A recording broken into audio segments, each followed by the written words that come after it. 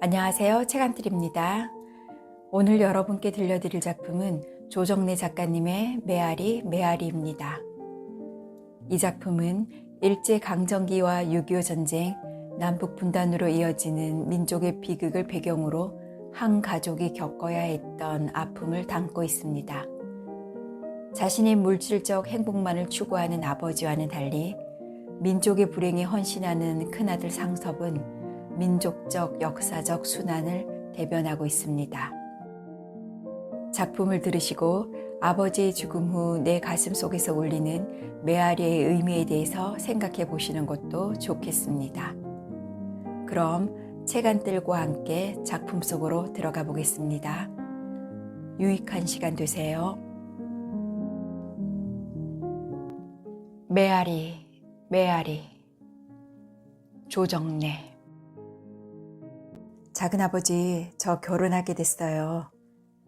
조카딸 이니가 커피잔을 들어올리며 담담하게 말했을 때 나는 문득 내가 벌써 하는 영탄조의 말을 흘릴 뻔했다. 그러나 나는 용케도 그 말을 삼킴으로써 작은 아버지로서의 체면을 유지시킬 수 있었다. 나는 조카딸 이니가 29살이라는 사실을 무슨 계시처럼 떠올렸던 것이고 그 나이에 비해 나의 영탄조가 얼마나 어울리지 않는가를 순간적으로 깨달았던 것이다. 그건 아버지 없이 자란 조카딸에 대한 나의 평소의 무관심과 무책임을 입증하는 것일 뿐이었다. 내 영탄조가 제대로 어울리려면 이니가 결혼 정년기인 4, 5년 전에 시집을 갔어야 했을 것이다. 작은아버지, 결혼식 날 저를 좀 예식장으로 데리고 들어가 주세요. 아빠가 아직 안 돌아오셨으니.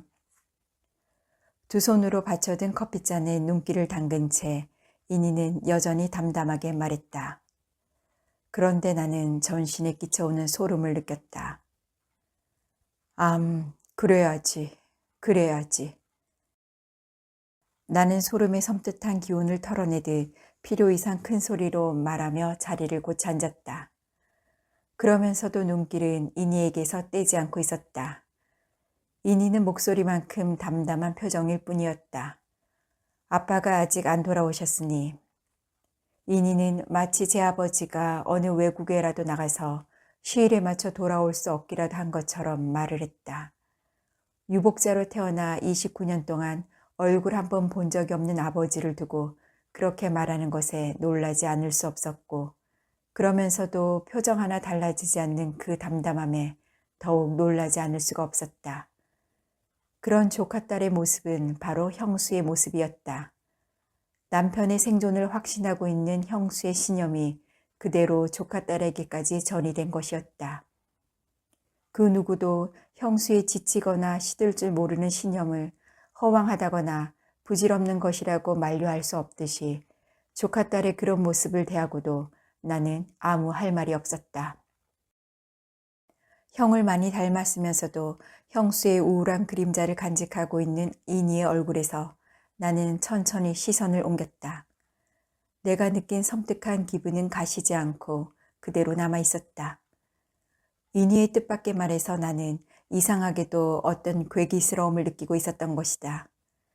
그건 형수가 풍기는 냄새인 동시에 형수가 즐겨 찾아다니는 무당의 울긋불긋한 옷자락이 펄럭일 때마다 물씬물씬 풍겨나는 그 음산하고 칙칙한 기분이었다.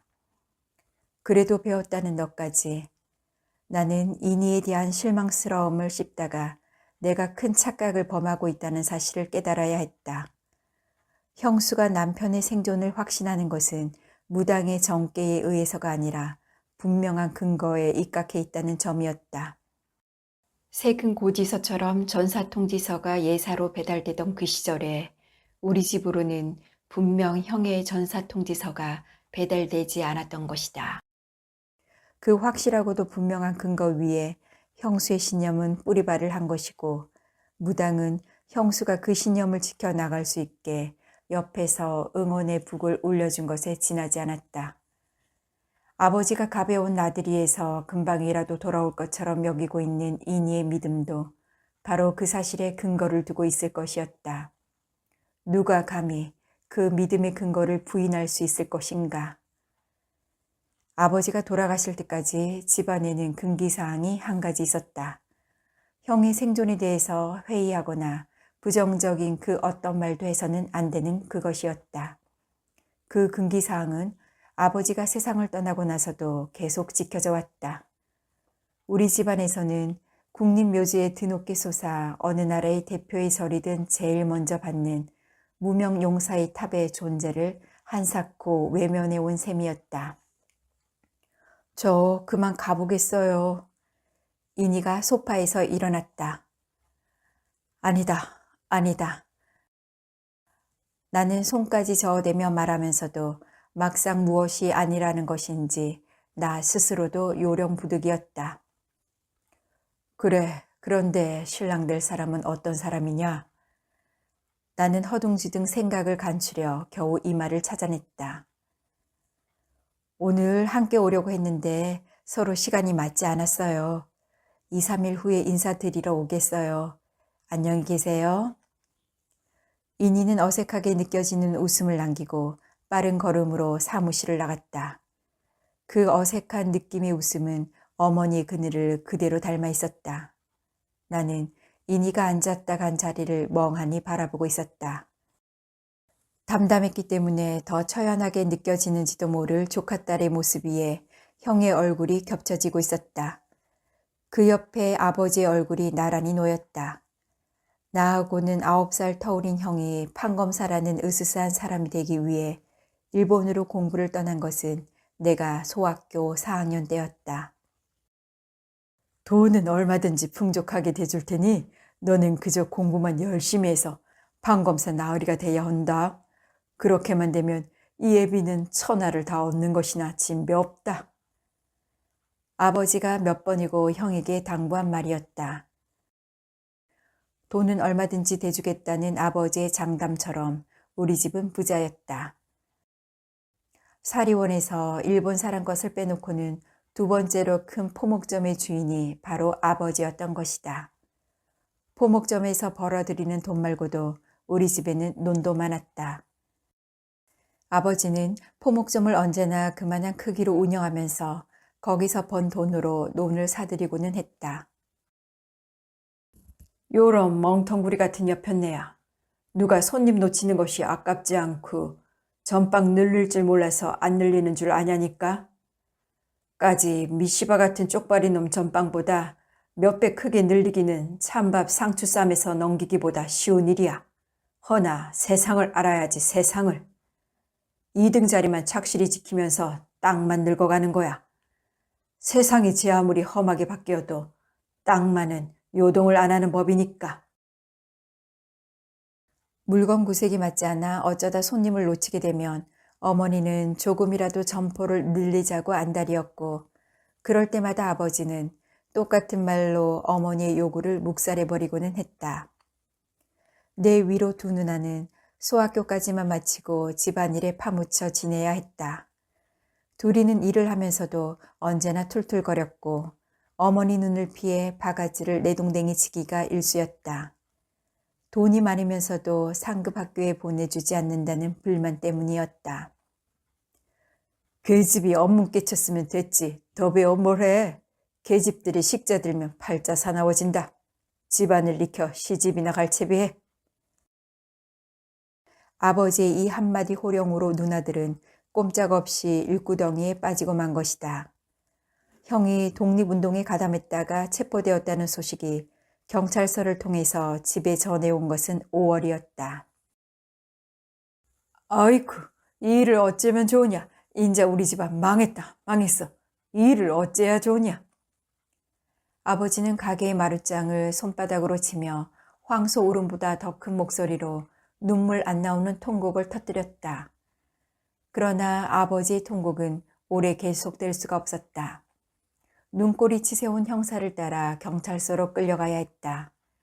형사는 형의 소식을 전해주려고 온 것이 아니라 형 때문에 아버지를 붙들려고 온 것이었다. 매를 맞을지도 모르는 아버지를 생각하면 오금이 저리고 독립운동을 한 형을 생각하면 가슴이 두근거리고 나는 엇갈리는 감정을 감당할 수가 없었다.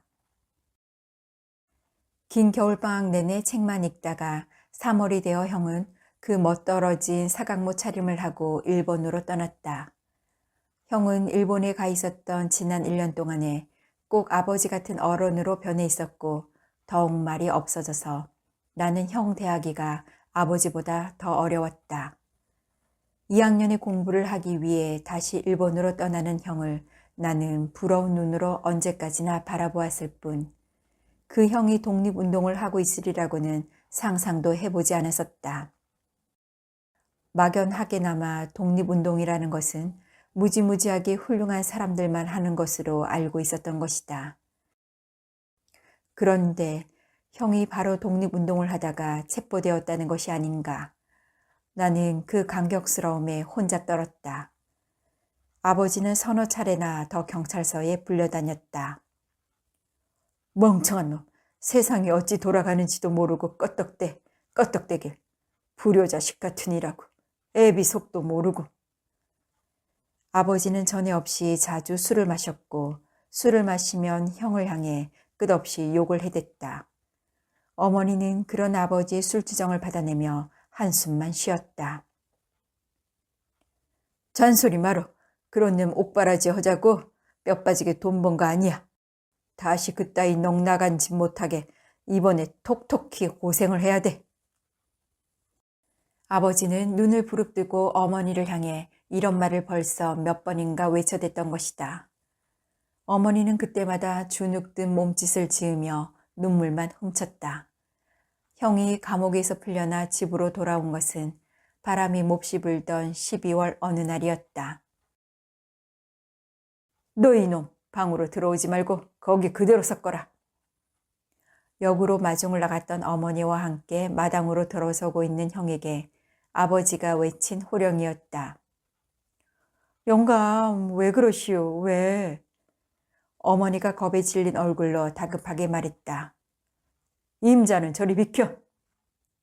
마루로 내려서고 있는 아버지의 손에는 지게짝대기가 들려 있었다. 그건 아까부터 기둥 옆에 세워져 있었던 것이었다.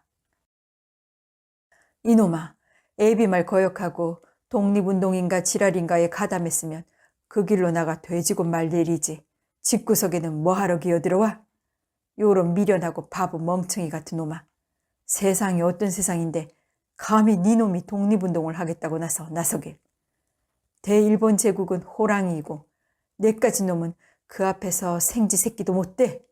어딜 감히 덤벼들어. 천치 같은 놈아. 네 놈은 내 자식이 아니야. 나가 죽어라. 죽어. 아버지는 소리소리 지르며 지게 작대기로 형의 등줄기를 후려치고 있었다. 형은 눈을 꼭 감은 채 그 매를 견디고 있었다. 차라리 날 죽이시오. 날 죽여. 보다 못한 어머니가 아버지와 형 사이로 뛰어들어 형을 싸잡았다. 못된 놈, 하라는 공부는 안 하고. 지게 작대기를 높게 지켜든 아버지의 팔이 거센 바람 속에서 부들부들 떨리고 있었다. 집더미 지고 불 속으로 뛰어드는 미련한 놈. 아버지는 지게 작대기를 내던지고는 대문을 박차고 나가버렸다. 인사불성이 되도록 취한 아버지는 밤이 늦어서야 돌아왔다. 형은 매일 방에 누워서 지냈다. 집안에는 한약 따리는 냄새가 진하게 퍼져 있었고 형은 한약을 마시고는 밤낮 없이 시름시름 잠만 잤다. 얼마나 메타작을 무작실히 했으면 젊은 삭신이 저리 골병이 들었을꼬. 어머니는 가게 일은 거들떠보지도 않고 약탕관을 지키고 앉아 부채질을 하며 중얼거리고는 했다. 나는 어머니한테 묻지 않고서도 형의 골병이 아버지한테 맞아서 생긴 것이 아니라 일본 놈들한테 맞아서 생긴 것이라는 것쯤 알고 있었다. 나는 어머니 옆에 붙어 앉았다가 내 손으로 약사발을 갖다 주려고 애썼다. 형은 약사발을 받아들면서도 나를 한 번도 쳐다보지 않았다. 물론 입을 열지도 않았다. 나는 형의 눈치를 살피며 머뭇거리다가 빈 사발을 들고 나오곤 했다. 형은 닷새쯤 지나서부터 기운을 차리는 것 같았다. 벽에 등을 기대고 앉아 있기도 했고 머리맡에는 책이 펼쳐져 있기도 했던 것이다. 상균이가 나 때문에 고생이 많구나. 형이 약사발을 받아들며 마침내 말을 걸어주었다. 나는 이때다 싶었다. 나는 형이 약을 다 마시기를 기다리며 무릎을 바짝 붙이고 앉아 있었다. 형이 빈 사발을 방바닥에 놓으며 손바닥으로 입술을 훔쳤다. 형! 나는 내 목소리에 깜짝 놀랐다. 생각과는 달리 목소리가 너무 컸던 것이다. 나는 얼굴이 화끈하게 달아오르는 것을 느꼈고 형은 대답 대신 왜 그러느냐고 눈으로 묻고 있었다. 저... 괜찮다. 우리 둘이만 있으니까 아무 말이나 해도 괜찮아. 형이 웃으면서 내 머리를 쓰다듬었다. 그 조용한 목소리와 부드러운 웃음, 예상외로 뜨겁게 느껴졌던 손길은 형을 회상하는 내 기억 중에서 가장 아름답고도 선명한 한 장의 사진이 되었다. 형이 정말 독립운동했어? 독립운동은 어떻게 하는 건데? 나는 용기를 얻어 빠르게 물었다. 내 목소리는 나도 모르게 속삭이듯이 낮아져 있었다.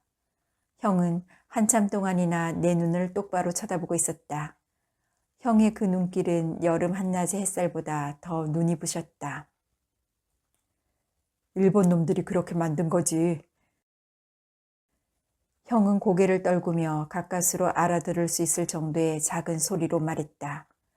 형은 고개를 좌우로 젓고 있었다. 제대로 해보지도 못하고 너한테 부끄럽구나. 형은 천장을 멍하니 올려다본 채 탄식하듯 말했다. 상균아, 너는 좀 더 커야 알 수 있다. 그만 나가 놀아라. 형은 다시 내 눈을 똑바로 쳐다보며 말했는데 그 얼굴이 몹시 화가 난 것처럼 무섭게 보였다.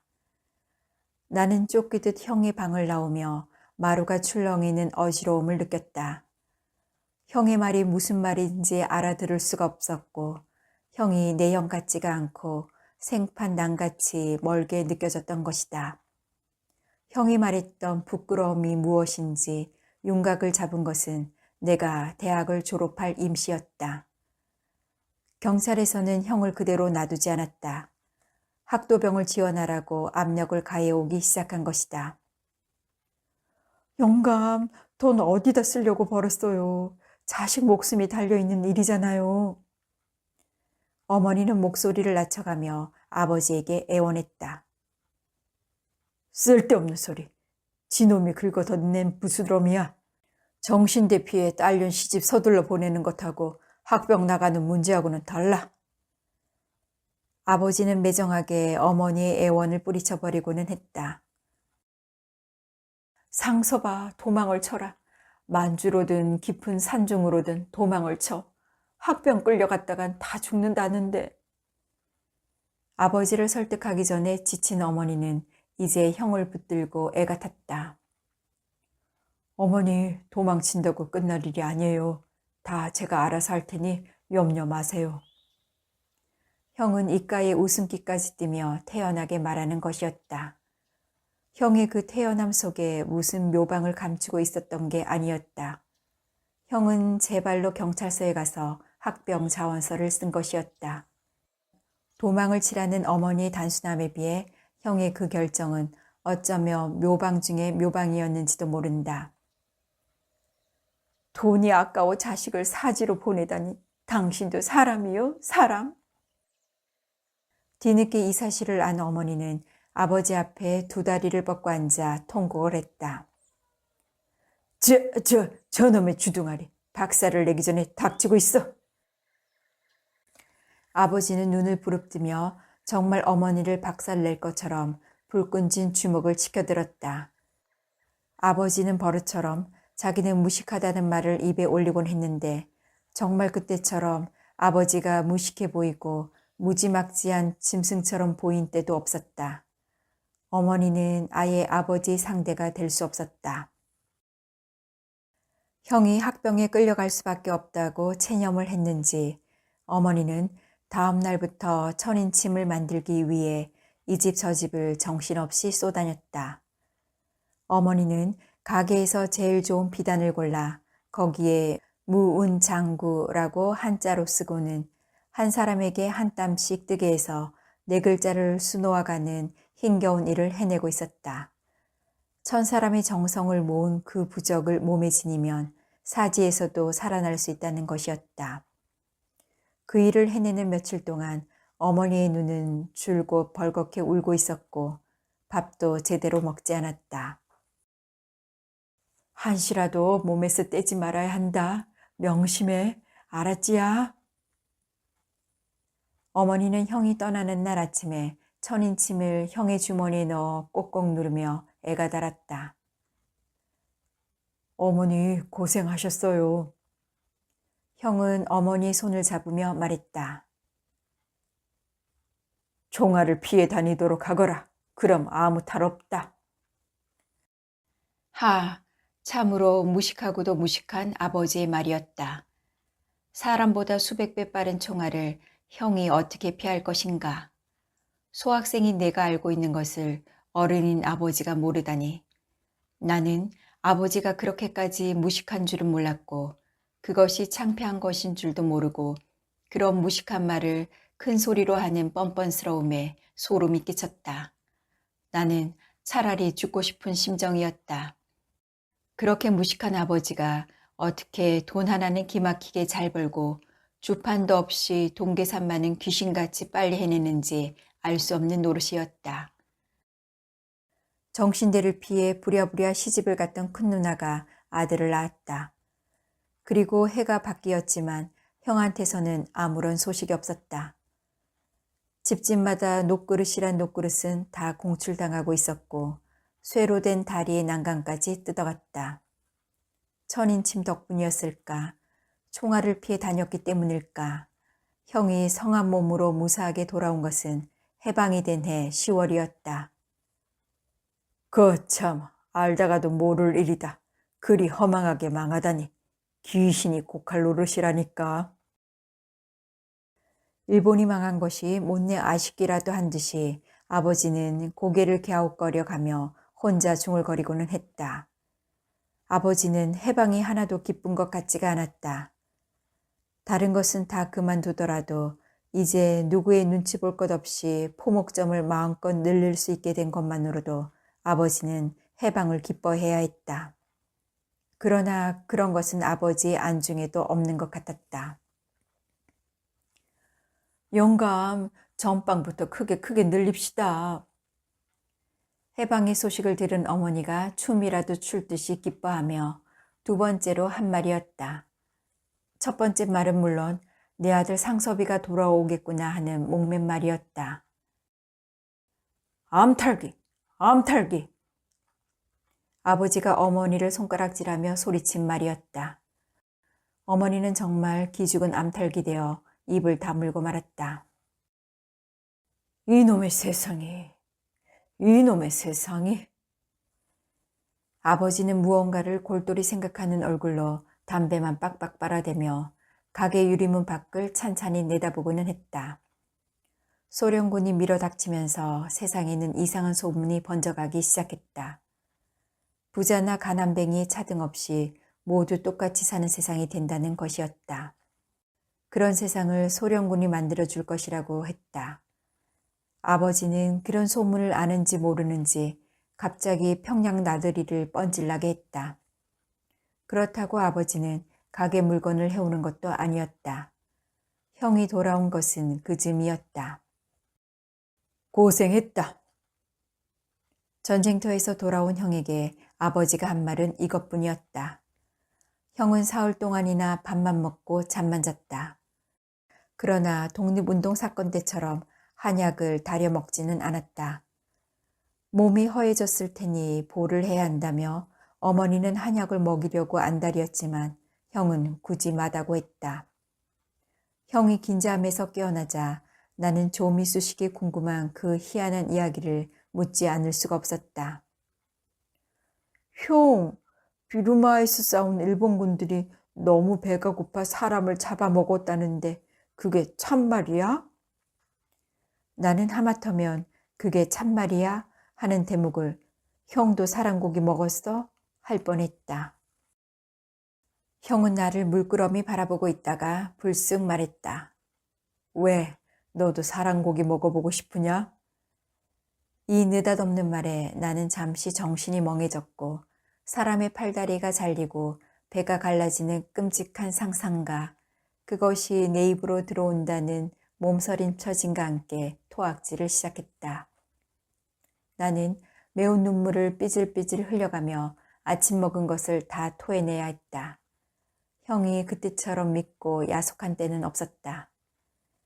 옷을 말끔하게 차려입은 형은 매일 바쁘게 나다녔다. 그런 형은 여느 때 없이 생기나 보이고 기분이 좋아 보였다. 그런데 난리판이 벌어진 것은 며칠이 지나지 않아서였다. 상섭이 너 이놈! 네 놈이 이 애비 때려잡는 성봉장 섰다며? 요런 죽일 놈아 당장 나와라. 네 놈이 비싼 밥 먹고 헛질을 못하고 다니게 두 다리를 뚝뚝 부러뜨려 줄 테니까. 아버지는 고래고래 소리치며 마당으로 뛰어들었다. 아버지는 독립운동 사건 때보다도 몇 갑절 화가 나 있었고 손에는 지게작대기가 아닌 몽둥이가 들려 있었다. 그러나 형은 그때처럼 아버지의 매질을 당하고 있지 않았다. 아버지의 몽둥이질을 이리저리 피하다가 잽싸게 몽둥이를 낚아채고 말았다. 아니 요놈이 인자 되질라고 환장을 했냐? 애비한테 덤비기까지 해? 몽둥이를 빼앗긴 아버지는 자기 가슴을 치며 소리쳤다. 아버지가 저를 팬다고 제가 그 일을 중단하지 않습니다. 그 일은 새 시대를 위해 꼭 이루어져야 할 일입니다. 형은 당당하게 말했다. 그 일이란 공산주의 운동이었던 것이다. 아이고, 아이고, 저놈이 우리 집안 다 망치네. 아버지는 갑자기 힘이 빠지는지 허리를 반으로 접으며 마루로가 걸터앉았다. 내가 미친놈이다. 내가 미친놈. 소학교만 마치고 장사나 가르쳐야 하는 건데 판검사 바랜 내가 미친놈이다. 집안 번창시킬 판검사 되는 공부하라고 금싸라기 같은 돈 댔더니 저놈이 집안 망칠 공산당 공부를 하다니 이놈아, 이 정신 나간 놈아. 우리 집 재산이 어떻게 모아진 것인지나 알고 네 놈이 날뛰냐? 할아버지, 그 위 증조 할아버지, 그 위 고조 할아버지, 나까지 4대에 걸쳐서 풍푼이 모은 것이 지금 재산이다.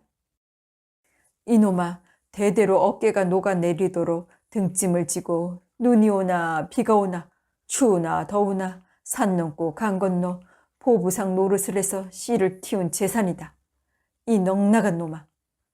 니놈 할아버지께서 워낙 실하셔서 터잡을 목돈을 남기셨고 나는 그걸 미천으로 오늘 같은 재산을 만드느라고 어떤 고생을 한 줄이나 아냐? 돈 아까운 줄 모르고 니놈을 판검사 만들려고 했던 것이 무슨 뜻인지 알기나 하냐? 니놈이 애비 망치고 지방 망치는 선봉장으로 나서? 에라 죽어도 고이 못 죽을 놈아. 한숨을 토해낸 아버지는 냉수를 가져오라고 소리 질렀고 형은 장승처럼 어둠이 깔려오는 마당 가운데 서 있었다. 우리 집의 재산을 남김없이 몰수당하게 될 때까지 몇 개월 동안 집안은 거의 하루도 편할 날이 없었다. 아버지와 형 사이에 말다툼이 계속되었던 것이다. 아버지는 어쨌든 공산주의를 버리라고 형에게 성하였고 형은 그럴 수 없다고 맞서는 지루한 싸움이었다. 아버지의 도끼는 이미 소문난 것이었지만 거기에 맞서는 형의 끈기는 정말 대단한 것이었다. 재산을 다 빼앗긴 아버지는 세상 살맛을 잃어버린 것 같았다. 형 덕분에 집까지 빼앗기지 않은 우리 집은 그래도 나은 편이었다. 다른 부자들이나 지주들은 어제까지 하인이나 소작인에게 안채를 내주고 사랑방살이를 하는 수모를 겪고 있었다. 그리고 더 심한 경우에는 친일이니 반동이니 하는 제목으로 어디론지 끌려가고 말았다. 그것이 공산주의 사회에서뿐만이 아니라 그 어떤 체제의 사회에서나 기필코 거쳐야 하는 역사의 순리이고 과정이라는 사실을 깨닫기에는 그때의 나는 너무나 어렸었다. 그래, 공산주의도 사람 사는 세상일 테니 어디 살아보자. 언제까지 맥을 빼고 있을 수 없다는 듯 아버지가 밥상머리에서 한 말이었다. 아버지의 그 말 한마디는 마치도 어둠 속에서 빛나는 불꽃처럼 식구들의 마음을 밝게 해주었다. 그런데 집안에 불행이 닥쳤다. 형이 보안서에 잡혀 들어간 것이다. 회의를 하다가 논쟁이 벌어져 형이 상대방에게 재떨이를 던졌는데 머리를 맞은 사람이 크게 다쳤다는 것이었다. 모자라는 놈, 공산주의에 붙기로 했으면 좀 마땅찮은 일이 있어도 주둥아리 딱 닥치고 찰거머리처럼 붙어서 끝장을 봤어야지. 지놈이 뭐라고 주둥아리를 놀려? 모자라는 놈, 모자라는 놈. 사건 진상을 수소문하고 돌아온 아버지는 장탄식을 했다. 사람을 다치게 한 것이 문제가 아니라 형이 한 말이 문제가 되어 잡혀갔다는 것이었다. 만약 형이 한 말이 반동적 발언으로 결정되면 형의 앞날은 캄캄해지는 모양이었다. 닷새가 지나도 형은 풀려나지 않았고 또 초조한 며칠이 지나 우리 집에 들이닥친 것은 형이 아니라 보안서원이었다. 우리는 집에서 쫓겨나야 했다. 형이 돌아오기까지 1년 동안 운막 같은 집에서 우리 식구들이 겪은 고생은 혹심한 것이었다. 식량 배급표를 받아야 했기 때문에 아버지와 어머니, 작은 누나까지 작업장에서 노동을 해야 했다. 그래도 식구들은 배고픔을 면할 수가 없었다. 식구들은 그 누구도 고생을 힘들어하지 않고 형만이 무사히 돌아올 수 있기를 기다리는 마음으로 살았다. 감옥살이를 하고 나온 형은 몰라볼 정도로 여위어 있었다. 상서봐, 너 아직도 공산주의가 좋으냐? 아버지가 낮은 목소리로 물었다. 글쎄요. 형이 고개를 떨구었다. 나무라자는 것이 아니다. 숨기지 말고 솔직하게 말해봐라. 아버지 마음과 똑같아요. 형은 고개를 떨군 채 말했다. 그래. 아버지가 형의 손을 덥석 잡았다. 우리 뜨자, 이 나무로. 아버지가 느닷없이 말했고 식구들은 일제히 문 쪽으로 시선을 꽂았다. 방 안은 얼어붙은 듯 조용했다. 그러지요. 마침내 형이 대답했다. 아버지와 형 사이에서 이렇게 쉽게 의견 일치가 된 것은 두 분의 생애 중에 처음이고 마지막 일이었다. 언제 뜨나요? 내일 밤 이맘때 당장. 빠른 건 좋지만 준비가. 다 애비한테 맡겨라. 다음 날은 다른 식구들은 평상시와 다름이 없이 지냈고 아버지만 몸이 아프다는 핑계를 대고 작업장에 나가지 않고 어딘가를 다녀왔다. 이른 저녁을 해먹은 우린 식구들은 어두워지기를 기다려 집을 나섰다. 우리는 이틀 밤을 꼬박 걸어 해주가 가까운 해변에 다다랐고 집을 떠난 지 사흘 만에 배를 타고 인천에 도착했다. 아버지가 허리춤에서 꺼내 뱃사람에게 준 것은 돈이 아니라 금덩이였다. 육지로 38선을 넘자면 경비가 심해 위험하고 안내하는 길잡이 놈들을 믿을 수가 있어야지. 그 놈들한테 속아 돈 털리고 목숨까지 잃은 사람들이 한둘이 아니라는 소문이야. 식욕 좋게 국밥을 먹으며 아버지가 말했다. 아버지가 허리에서 풀어놓은 전대 속의 금덩이들을 구경한 것은 서울의 여간방에서였다. 이게 있으니 타양이라고 기죽지 말고 모두 힘내서 살아보자. 아버지가 엄지손가락만한 금덩이들을 소나기에 몰아잡으며 기운차게 말했다. 헌데 이 금덩이들은 언제 다 모은 거요? 흡족한 얼굴을 머금은 어머니가 아버지를 바라보며 물었고 그걸 어머니가 모르고 있다는 사실에 놀라 우리들도 아버지를 일제히 쳐다보지 않을 수 없었다. 임자, 내가 평양 걸음 자주 할 때 거기다 첩이라도 뒀냐고 투정댔었지. 그때 바로 이것들을 구해 모았던 게야. 영감 참 용하시오. 세상 바뀔지 어찌하셨어 그래. 말 말어. 내가 조금만 덜 무식했더라도 그 아까운 재산 그리 억울하게 뺏기지 않고 반 이상은 건졌을 게야. 무식하다 보니 이 세상에 공산주의라는 것이 있는 줄 까맣게 모르고 살았고 노숙계 놈들이 밀어닥쳐서야 손을 썼으니 이 꼴밖에 안 됐지. 아니에요. 이만큼 건진 것만도 얼마나 다행이에요. 어머니는 두 손으로 금덩이들을 어루만졌고 형은 고개를 푹 쓰그리고 앉아 있었다. 우리는 금을 처분해서 동대문 밖에 조그만 집부터 장만했다. 아버지는 열흘 가까이 어딘가를 부지런히 나다니더니 마침내 식구들을 모아 앉혔다. 다시 포목상을 시작하기로 했다. 돈 넣고 돈 먹고 내벌어 내가 먹는 이남이 역시 사람 살만한 곳이다. 배운 도둑질이라고 포목상을 다시 시작해서 옛말 이루고 살아보자. 상섭이 너도 장사 따라 나서라. 나는 내가 잘못 들었나 했다. 그러나 내가 잘못 들은 것은 아니었다. 왜 대답이 없냐? 고개를 숙이고 있는 형을 향해 아버지가 버럭 소리를 질렀다. 저 못한 공부를 마저 했으면 하는데요. 형은 자신 없는 목소리로 말했다. 공부? 아버지가 가당찬 타는 듯 코웃음을 치고는 담배를 빼물었다. 들어라. 인자 우리 집에는 판검사 나으리님이 필요 없다. 타양 땅에 굴러와 다섯 입이 굶느냐 먹느냐 하는 시급한 판에 시장스럽게 판검사 타령이 다 뭐냐. 우선 돈부터 벌어놓고 판검사 타령은 네 아들 때에나 가서 해도 된다. 그렇지만 아버지. 쓸데없는 잔소리는 그만해. 정 공부를 하고 싶거들라 네 혼자 힘으로 해봐. 네 혼자만 자식이 아니니 이 애비는 뒷바라지할 힘이 없어. 형은 포목 장사를 따라 나서지 않았다. 그렇다고 공부를 시작한 것도 아니었다.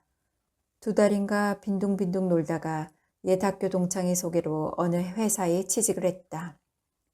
아버지는 새로 시작한 포목상에 매달려 있느라고 그런 형은 거들떠보지도 않았다. 그러나 형의 직장 생활은 오래가지 못했다. 누군가의 밀고로 빨갱이 혐의를 받고 체포된 것이었다. 모자라는 놈. 길 한번 잘못 들어서면 그 꼴이 된다는 걸 진작 알았어야지. 면회를 다녀온 아버지가 맥이 빠져 중얼거린 말이었다. 경찰에서는 형이 이북에서 활동한 경력을 소상히 알고 있었는데 하필이면 감옥살이한 대목만은 쏙 빠져 있더라는 것이었다. 형이 감옥에 들어가기 직전까지 사리원에 살다가 월남한 어느 사람에 밀고 갔다고 했다. 그러니까 경찰 쪽에서 보면 형은 영락없이 월남을 가장한 이북의 빨갱이일 수밖에 없다는 것이었다. 그 야속한 사람이 누굴까요? 어머니는 손바닥을 비비며 애가 탔고. 낸들 아나. 사리원이 커서 잘 사는 사람들도 많았으니 상섭이 놈이 원수산 사람들도 많았을 게고 그 사람들 거기가 무슨 수를 써서든 38선을 넘었을 테니 상섭이 놈이 그 꼴 당하기야 쉬운 일이지. 아버지는 줄담배만 피웠다. 형이 이북에서 감옥살이한 것이 인정되느냐 안 되느냐에 따라서 죄가 판가름될 것이라고 했다. 그러나 38선은 막혀있고 그 사실을 증명할 수 있는 증인은 경찰에서 인정하지 않는 가족밖에 없었다. 결국 형은 1년 징역을 선고받았다. 아무래도 그 자식이 출생시를 잘못하고 태어난 모양이다. 어머니가 울먹였고 아버지는 카카 가래를 돋워 올리고 있었다. 형이 감옥살이를 하는 동안 아버지는 장사에만 파묻혀 있을 뿐 한 번도 면회를 가지 않았다. 어머니는 자기 혼자만이라도 면회를 다니게 묵인하는 것만으로도 고마운지 그런 아버지를 전혀 탓하지 않았다. 감옥살이를 끝내고 나온 형은 지칠 대로 지쳐 있었다. 형은 방에만 틀어박혀 살았고 어쩌다 밖에 나오면 먼 하늘만 한정도 없이 바라보고 있기가 일쑤였다. 그렇게 몇 개월이 지나고 6.25 전쟁이 터졌다. 피난을 제일 먼저 서두른 것은 형이었다. 라디오에서 안심하라는데 좀 있어보자. 우리 쪽도 허수아비는 아니잖단 말이야. 빌어먹을 장사가 털을 잡을만 하니까 왜 이 지랄들이야. 아버지가 화를 돋우었다. 그러나 어물거리는 사이에 인민군은 서울로 밀어닥쳤고 한강 다리가 끊겼다는 소문이 퍼졌다. 우리 가족은 뚝섬으로 나갔다. 돈을 아무리 많이 가진 사람이라 해도 배를 얻어 탈 길이 없었다. 배 없는 강변에 피난민들만 들끓었다. 돌아가자. 아버지가 말했다. 안 돼요. 형이 단호하게 반대했다. 안 되다니. 건너가겠어요. 무슨 수로? 헤엄을 쳐야죠. 빠져 죽는다. 자신 있어요. 정말이냐? 자신 있어요. 알았다. 혼자 떠나거라. 아버지가 형에게 돈을 나눠주었다. 형의 생애 중에서 이때의 결정이 유일하게 현명하고 올바른 것이 되었다. 만약 서울에 남아 있었더라면 의용군에 끌려갔거나 월남민으로 무슨 공경을 치렀을지 모른다. 형이 돌아올 때까지 4개월 동안 나는 거의 매일 밤 형이 시퍼런 강물에 빠져 죽는 꿈을 꿔야 했다. 그러나 그 꿈 이야기를 작은 누나한테도 할 수가 없었다. 충청도 어느 마음씨 좋은 집에서 저를 살려줬지요. 전쟁의 와중에서 어떻게 살아 돌아왔는지 알고 싶어하는 식구들의 궁금증 앞에 한 말은 이 한마디뿐이었다. 몇십 년 만에 혹한이라고 했다. 일사후퇴의 시작으로 서울은 텅 빈 도시가 되었고 칼바람과 눈보라 속에서 피난의 행렬은 나무로 이어졌다. 우리 식구들도 그 피난의 대열에 끼어 있었다. 그러나 형은 빠지고 있었다. 젊은이란 젊은이는 모두 쓸어가다시피 한 제2국민병이 된 것이었다. 우리는 논산까지 내려가 엉거주춤하고 있다가 다시 진격해 올라가는 국군의 뒤를 따라 서울로 올라왔다. 집으로 들어서던 우리 식구들은 모두 소스라치게 놀랐다. 형이 먼저 돌아와 있었던 것이다. 그뿐만 아니라 형은 어떤 낯선 여자와 함께였다. 2번씩이나 제 목숨을 구해준 사람입니다. 형은 아버지 어머니 앞에 그 여자 소개를 대뜸 이렇게 했다. 그 말은 금방 효과를 발휘했다. 우리의 의혹이 당장 고마움으로 바뀐 것이었다.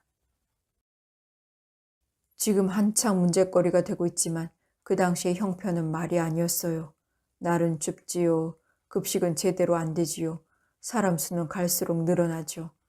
결국 질서가 깨지면서 도망자가 생기고 배가 고프니까 약탈을 하게 되고 얼어 죽고 굶어 죽고 참 기가 막힌 일이었어요. 그대로 따라가다간 제 꼴도 뻔할 것 같더군요. 그래 도망을 해 염치불 구하고 이 사람 집을 또 찾아간 겁니다. 참 천벌을 10번 받아 마땅한 놈들이다. 적군을 쳐부순다고 남의 집 생떼 같은 자식들 끌어가고서는 그 사람들 먹이고 입힐 돈을 옷대가리 몇몇 놈이 부정을 헤쳐먹고 젊은 사람들을 굶겨 죽이고 얼려 죽이다니 육시를 할 놈들. 그래가지고 어지간히 전쟁에 이기겠다. 이놈의 나라는 썩을 대로 다 썩었다. 아버지는 처음 보는 여자 앞인데도 상소리를 서슴지 않았다. 그건 바로 제2국민병 사건이었다. 결혼을 해야 되겠습니다. 한강을 헤엄쳐 건너겠다고 했을 때처럼 형은 단호하게 말했다.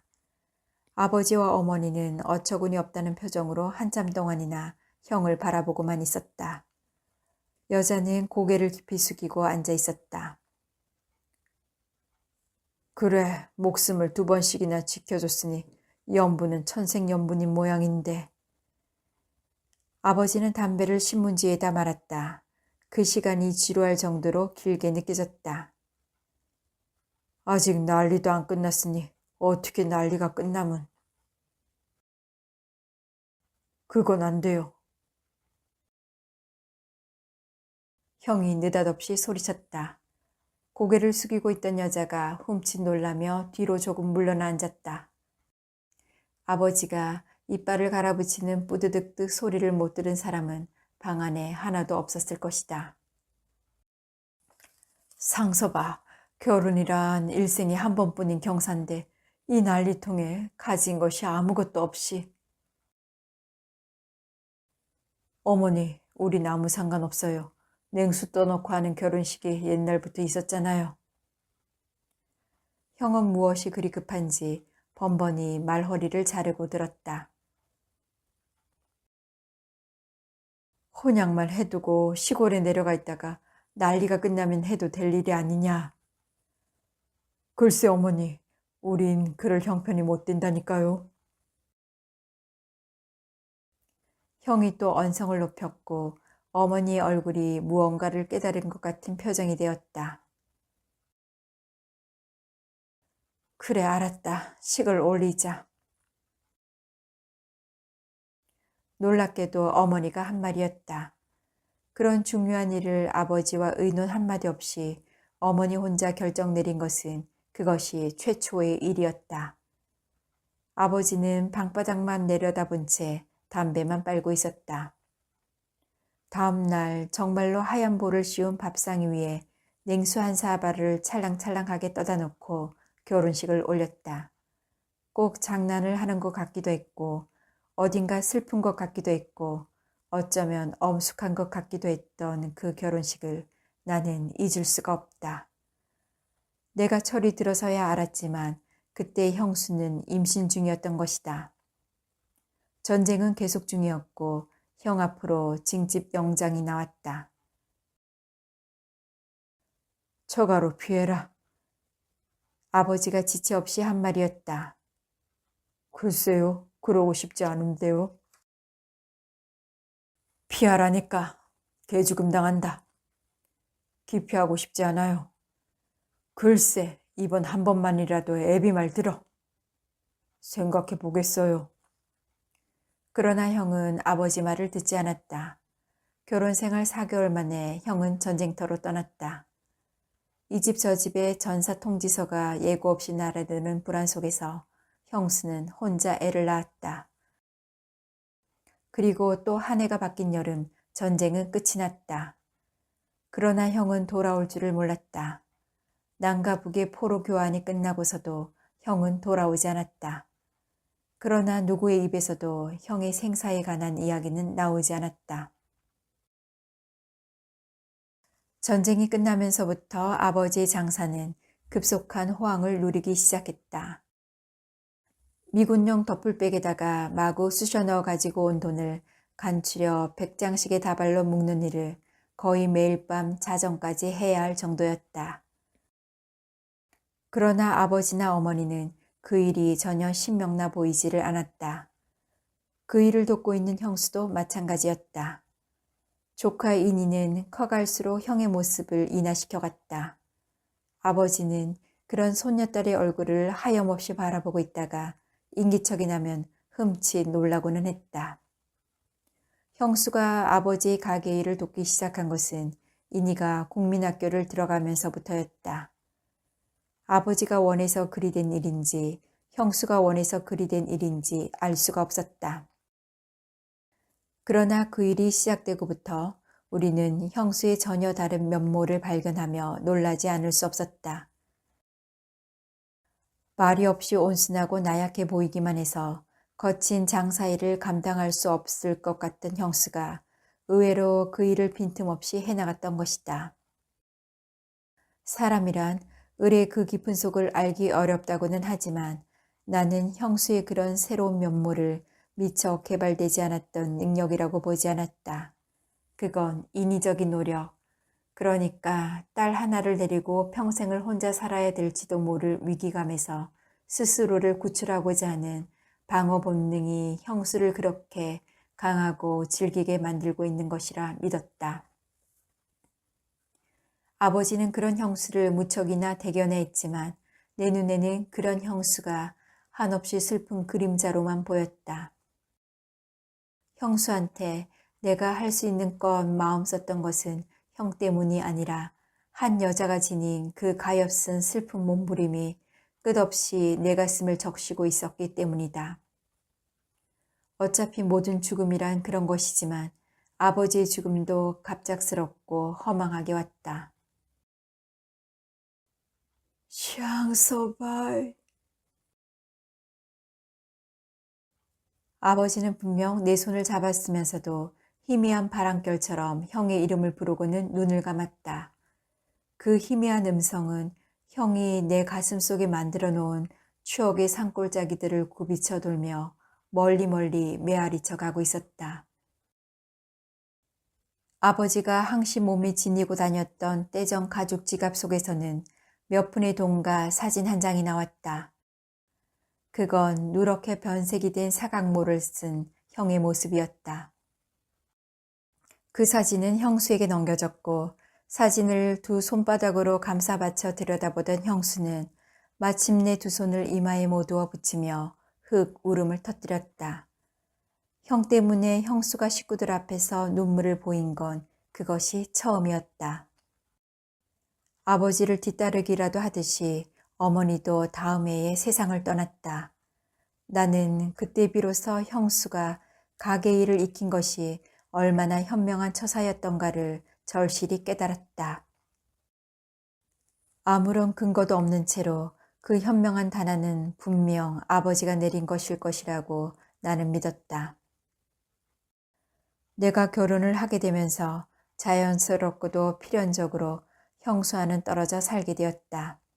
나는 아버지가 남긴 적지 않은 재산을 한 푼도 받기를 원하지 않았고 형수는 반을 나에게 넘겨주려고 애를 태웠다. 나는 결국 그 돈을 받아 지금의 건축회사를 차리는 미천으로 삼았다. 형수는 내 도움이 전혀 필요 없게 야무지게 포목점을 운영해가며 딸자식 이니를 키워나갔다. 나는 이니가 놓고 간 하얀 사각 봉투를 집어들었다.